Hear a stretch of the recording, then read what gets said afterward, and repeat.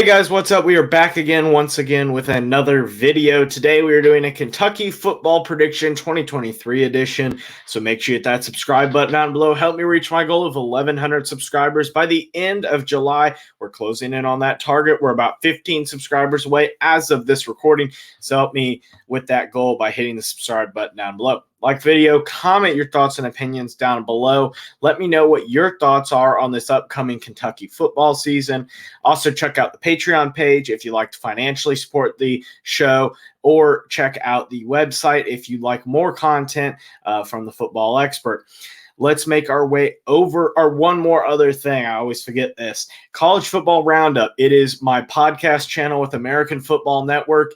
We will be bringing a weekly exclusive show to Roundup every single week of the college football season. Our top 20 prediction games that should come out every Sunday after the college football seasons, or after the college football week is over. So make sure you go ahead, subscribe there, hit the notification bell so that way you don't miss podcasts. So let's make our way over to the schedule. So with Kentucky here, you're looking at a team that, wrong button. You're looking at a team that definitely has a lot of options. And what I mean by options is specifically you have a team, I guess options isn't exactly the right word, but you have a team specifically that is definitely boom or bust in some ways.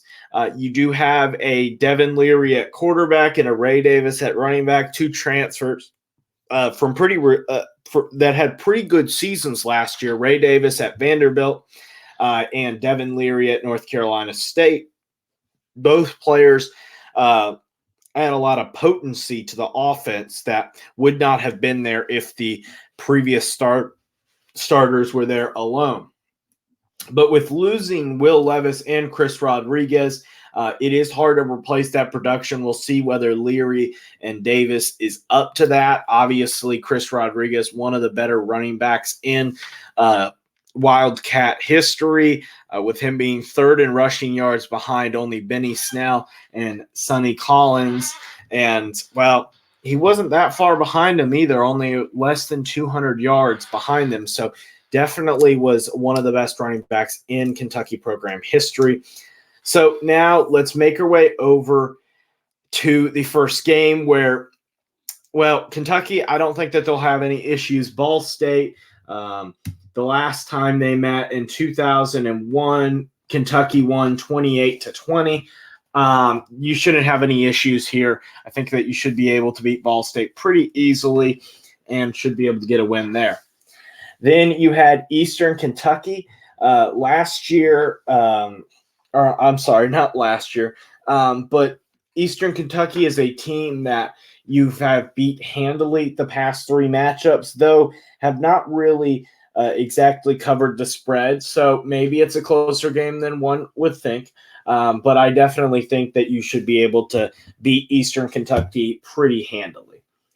Next up, you have Akron. And with Akron particularly, you do have a lot of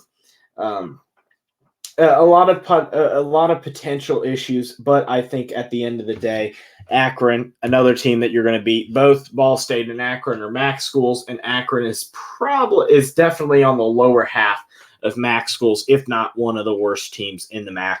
So I don't think that you're going to have any issues when facing them particularly. Then you have Vanderbilt. Last year, you lost to Vandy right before the big matchup against Georgia. Obviously, a very disappointing loss, one that I think really ended the season in some senses because it just it really hurt any goal of getting certain wins there and stuff like that. But when it comes to it, I think with this game being at Vanderbilt, I think that this is going to be a loss. I think Vanderbilt with A.J. Swan is just – I think that – I will say this. Ray Davis going to Kentucky is definitely going to be a big loss for Vanderbilt. There's no doubt about that. But I think that when it comes to the passing game and the struggles that I think that Kentucky's defense is going to have outside of J.J. Weaver, I think that they're going to have some struggles, and I think that Vanderbilt is a difficult team that, well, they beat them last year, so why not this year? This game is also at Vanderbilt, and I don't say that Vanderbilt is much of a home field advantage, but it does hurt Kentucky that it's not in Lexington. Then you have Florida. Florida was a team that you didn't beat for 31 straight years, and now Kentucky has won the last 3 out of 5 matchups. So I think that this is definitely a Kentucky team that is played better than Florida the past few years, and has even beaten top Florida teams like a number 10 team last year and a number 25 team in 2018. So I think that you're able to once again beat the Florida Gators. I think that Billy Napier, this program's in a tough spot. They're in a really tough spot. And even though I think Kentucky has some good pieces about them, Florida should be the better team, but they're just not. They're not a team that I think is going to be able I think that they're going to lose to Kentucky once again. I think that this may be a game that upsets Florida fans a lot, but I do think that Florida does lose this game here. But Kentucky, you're not beating Georgia. There is no way in a million years that you beat Georgia. Last year, it was not as bad as expected. You did keep it semi-close, making it a score of 16-6. Just a dogfight. Just was a terrible game to watch, to be honest.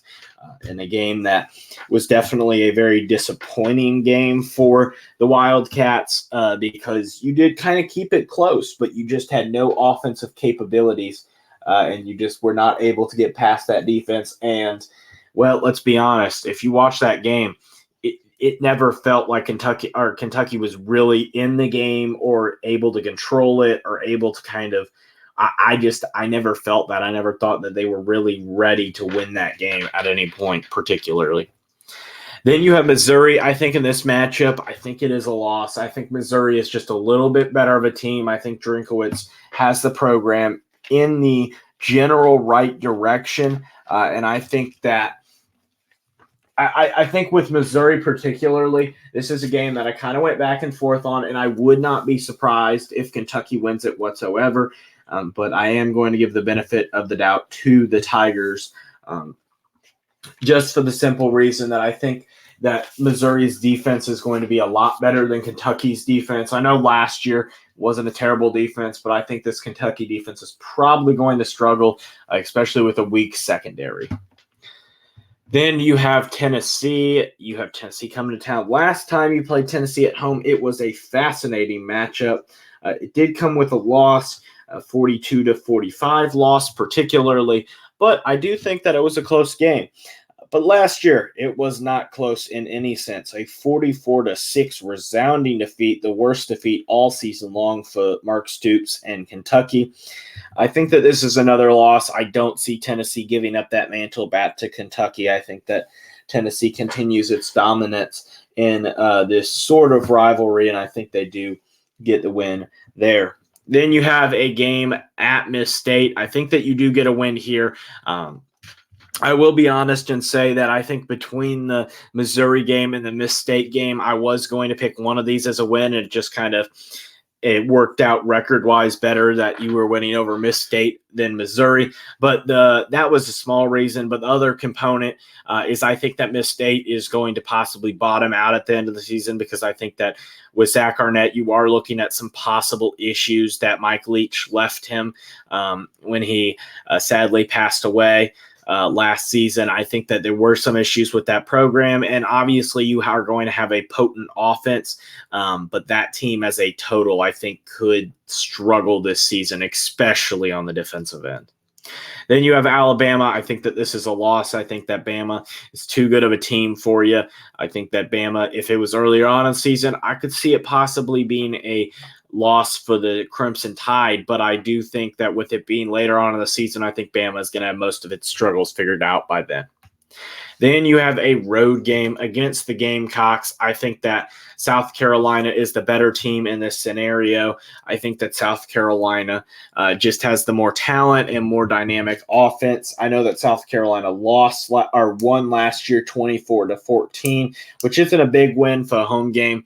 Or I'm sorry, I thought that was a home game for Kentucky. No, this being a road game, you lost last year. I just don't see it being a win for you guys this year, but I do think that it is definitely going to be probably a pretty decently close game. Kind of depends on how Spencer Rattler develops as a quarterback and stuff like that. Then finally, you have Louisville on the schedule. I do think that you beat Jeff Brom, the former head coach of Scott Satterfield. But I do think that you beat Jeff Brom. I think Kentucky finishes with a middling 6-6 record. Even though I do have some thoughts that Kentucky could go up to 8-4 with this schedule, I think that there are kind of some hiccups along the way. And I don't really, particularly, I know a lot of people are a little bit higher on Devin Leary than I personally am, and that's fair and reasonable. But I'm just not that high on Leary. I think that he's a okay quarterback that kind of was propped up by a weak ACC defenses, and I don't think that you're going to get that in the SEC personally. So that's going to wrap up today's video.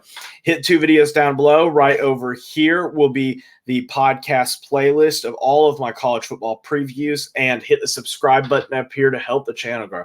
And as always, have a great day. Bye, guys.